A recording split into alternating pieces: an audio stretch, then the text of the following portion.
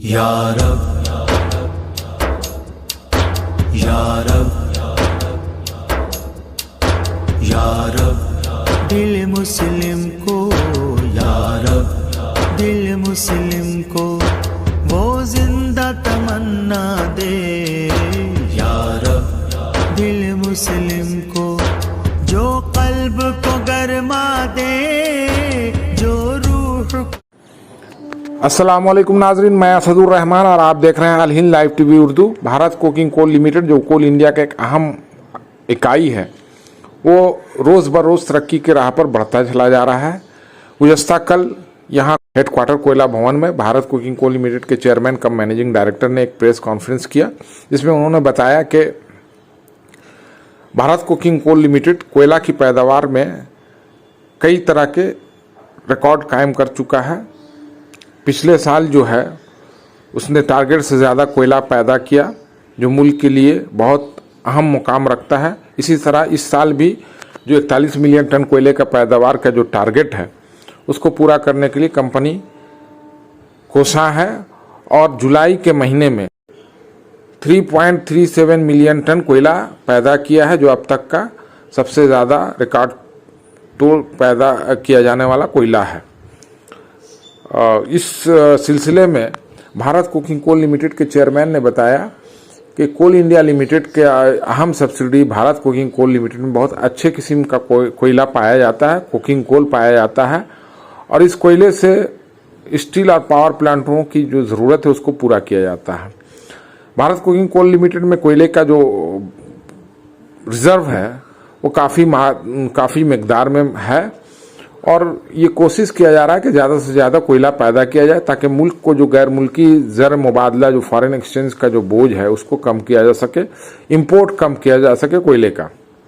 Bharat coking coal limited के chairman Shri Samiran Dutta ने ये भी कहा कि आने वाले दिनों में भारत कोकिंग कोल लिमिटेड को न सिर्फ कोयले की पैदावार बल्कि सेफ्टी और क्वालिटी के साथ साथ कोयला को डिस्पैच करने के लिए भी कई तरह के रोड मैप बनाकर काम कर रहा है, और कोयला ज़्यादा से ज़्यादा मुल्क के जो कोयला खरीदने वाले जो सार्फिन हैं उन तक पहुंचाया जाए। इसके लिए मार्केटिंग की स्ट्रेटजी में भी काफ़ी बदलाव किया गया है, और कई रियासतों में जाकर के जो भारत कोकिंग कोल लिमिटेड की जो टीम है वो मार्केटिंग कर रही है, और इसका फ़ायदा भी हो रहा है। और जो कोर सेक्टर हैं, जैसे पहले कोयला जो है सिर्फ स्टील और पावर प्लांट ही खरीदते थे या उनको ही भेजा जाता था, लेकिन अब कोर सेक्टर की जो इंडस्ट्रीज है, जिसमें सीमेंट है, स्पॉन्ज आयरन है, आयरन इंडस्ट्रीज है, और इस तरह के जो थर्मल पावर प्लांट हैं या और अदर प्लांट्स हैं, उनको भी कोयला बेचा जाएगा,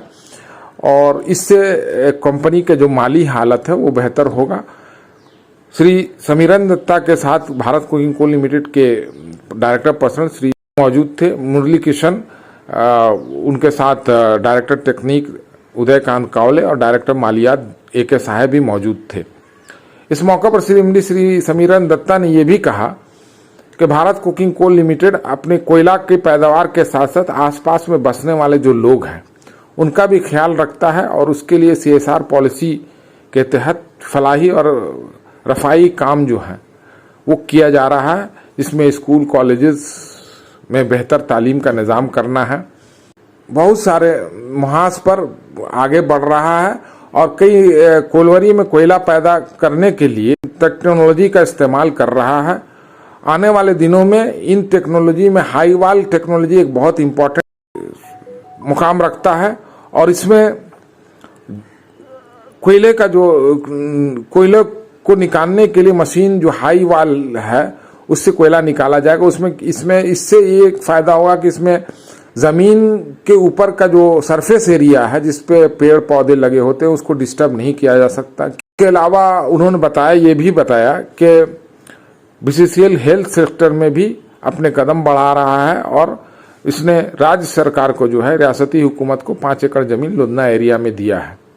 भारत कोकिंग कोल लिमिटेड के चेयरमैन ने यह भी बताया कि पहले कोयला जो है वो ट्रेन और रोड के जरिया जो है वो अपने सार्फिन को पहुंचाया करता था, लेकिन अब नए तरीके का एक कोल बेल्ट और रोपवे के जरिया भी करीब के जो सार्फिन है, जो कंज्यूमर हैं, या कोलवरी से कोयले का जो ट्रांसपोर्टिंग होता है उसको रोपवे और रोडवे के और बेल्ट के जरिए भी पहुंचाया जाएगा। श्री समीरन दत्ता ने यह भी बताया कि इस माली साल में भारत कोकिंग कोल लिमिटेड ने एक और रिकॉर्ड कायम किया है। अपने जो 35,000 एम्प्लॉइज है, जो मुलाजमीन है, कोयला मुलाजमीन जो है, उनको एक साथ जो है सभी कोलवरी में काम करने वाले तमाम मुलाजमीन को एक साथ 35,000 मुलाजमीन को एक साथ तनख्वाह की अदायगी की गई है।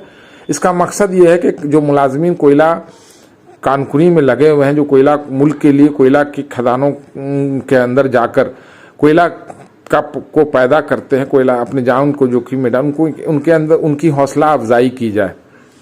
उन्होंने आगे ये भी बताया और ज़मीर के अंदर मशीन जा कर के कोयले का जो पूरा रिजर्व है, पहले कोयला कुछ बच जाया करता था जिसमें आग लगने का वाकया रुनुमा हो जाता था। क्योंकि कोयला की एक फितरत होती है कि वो स्पॉन्टेनियस हीटिंग से उसमें कोयला में आग पकड़ लेता है, जिससे कई जो है ज़मीन धंसने का वाकया रुनुमा होता है और इसमें कई जानें भी चली गई हैं। इससे बचाव भी होगा। उन्होंने ये भी कहा कि कोयलियरी जो है कोयला जो कंपनी हमारी जो BCCL है, वो कोयला के क्वालिटी को सुधारने के लिए थर्ड पार्टी सैंपलिंग करवाता है और अभी तक जो है इससे काफ़ी फ़ायदा हुआ है और 88% इसमें हमारा जो है वो ये अचीवमेंट रहा है।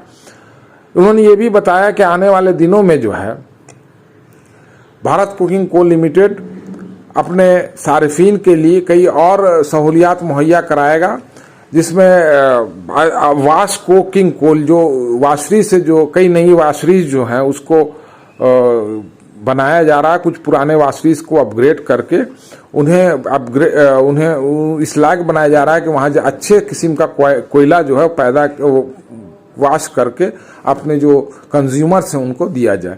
आइए देखते हैं और क्या कहा उन्होंने। बहुत बहुत शुक्रिया। हमारा ये न्यूज़ आपको कैसा लगा, आप हम अपनी राय ज़रूर दें और हमारे सब चैनल को सब्सक्राइब भी करें। बहुत बहुत शुक्रिया। कोशिश कर रहे हैं कि आगे चल के 50 मिलियन को भी क्रॉस करके बहुत जल्द हम लोग आगे चलें। इसलिए इसी लक्ष्य में, क्योंकि प्रोडक्शन बढ़ाना हम लोग के लिए बहुत जरूरी होगा। प्रोडक्शन नहीं बढ़ाने से ये कंपनी का जो फाइनेंशियल या बाकी सब कुछ है वो नहीं होगा और देश को कोकिंग कोल चाहिए, ये हम लोग चाहते हैं। BCCL main coking coal producer है, तो इसलिए हम लोग चाहते हैं कि जितना जल्द हम लोग ये कोकिंग कोल का प्रोडक्शन बढ़ा सकते हैं उतना ही देश का इंपोर्ट उतना कम होगा और लाभान्वित होगी। इसी सिलसिले में हम लोग ये प्रोडक्शन बढ़ाने का टारगेट लिया है। प्रोडक्शन बढ़ाने का साथ साथ जो हम लोग का टारगेट है कि ऑफटेक भी बढ़ाना पड़ेगा। हालांकि ऑफटेक में हम लोग का जो ये शहर का अंदर से ही जो हम लोग का ट्रांसपोर्ट होता है या रेलवे सिस्टम जो है उसमें भी कैसे बढ़ोतरी ला सकते हैं हम लोग कोशिश कर रहे हैं। हाल ही में हम लोग देखे हैं कि गोल 6 जैसा जगह में एक शंटिंग करने से भी हम लोग एक आध रेट बढ़ा सकते हैं। ये सब जो मार्केटिंग देखते हैं आज के दिन में वो भी रैशनलाइजेशन में देख रहे हैं कि कौन सा साइडिंग से कौन सा कोलियरी से कौन सा साइडिंग लिंक रहने से हमारा थोड़ा ज़्यादा ऑफटेक हो पाएगा। हम लोग बेल्टिंग या रोपवे का भी थोड़ा स्टडी करना है कि इसमें भी कितना कोयला हम लोग दे सकते हैं। जैसे कि मधुबन में हम लोग ऑलरेडी प्रोजेक्ट लिए हैं, CPDL ने स्टडी करके दिया है मेरा ख्याल से कि जो ब्लॉक 2 से कोयला जाएगा मधुबन वॉशरी में वो बेल्ट का माध्यम से ही जाए और रोड ट्रांसपोर्टेशन हम लोग मिनिमाइज करने का कोशिश करेंगे। जो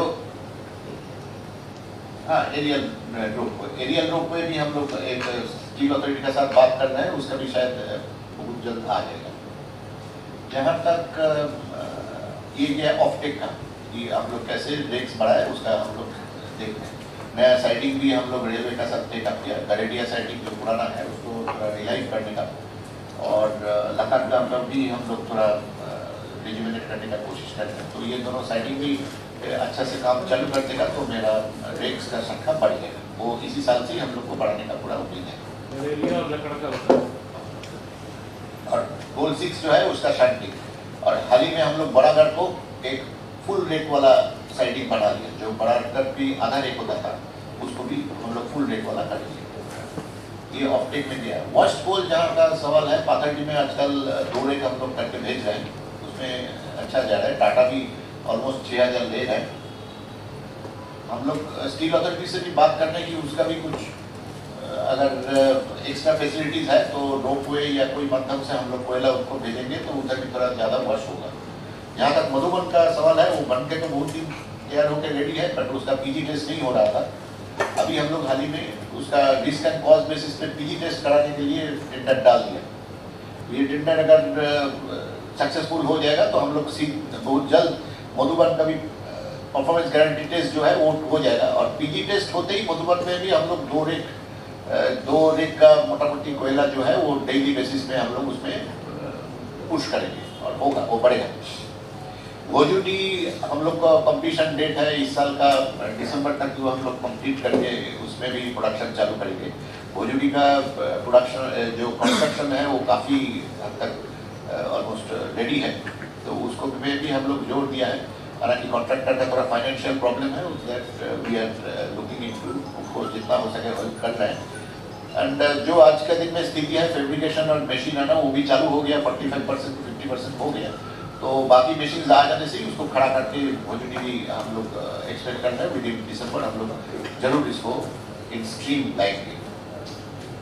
ठीक है, वॉशरी का, तो वॉशरी में भी हम लोग बढ़ोतरी देखेंगे इस साल। हालांकि अभी तक वॉशिंग में लास्ट ईयर से थोड़ा कम ही चल रहा है। लास्ट 15 दिन अगर देखिएगा तो उसमें काफ़ी बढ़ोतरी हो रहा है।